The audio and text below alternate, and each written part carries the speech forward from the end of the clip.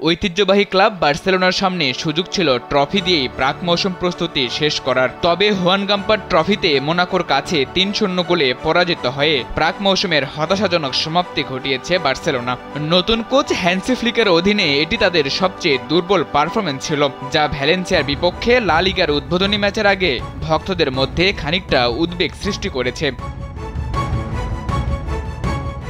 ম্যাচের শুরুতেই বার্সেলোনার পাও ভিক্টরের কাছে সুযোগ ছিল গোল করার, তবে তরুণ স্ট্রাইকার পাও ভিক্টর সে যাত্রায় ব্যর্থ। প্রথমার্ধে এটি ছিল বার্সার সবচেয়ে ভালো সুযোগ, কারণ মাঝমাঠ দখলে রাখলেও অ্যাটাকিং ব্যর্থতা বার্সেলোনাকে দিতে পারেনি কোনো আনন্দের মুহূর্ত। হাইলাইন ডিফেন্স করে প্রতিপক্ষকে অফসাইডের ফাঁদে ফেলে প্রথমার্ধে নিজেদের রক্ষা করতে পারে কাতালান ক্লাবটি।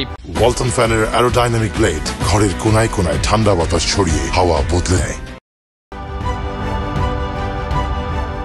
প্রথমার্ধে রাফিনহার একটি শট জালে জড়ালেও অফসাইডের কারণে তা বাতিল হয়। প্রথমার্ধের শেষের দিকে আরও দারুণ কিছু সুযোগ তৈরি করলেও সঠিক ফিনিশিংয়ের অভাবে গোল করতে ব্যর্থ হয় বার্সেলোনা। তবে দ্বিতীয়ার্ধের শুরুতেই হোঁচট খায় ক্লাবটি। দ্বিতীয়ার্ধের ৫ম মিনিটেই ইনিগো মার্টিনেজ এবং মার্স বার্নালের মধ্যে ভুল বোঝাবুঝির কারণে ল্যামিন ক্যামেরা বলটি চুরি করে জালে পাঠায় এবং মোনাকোকে লিড এনে দেয়।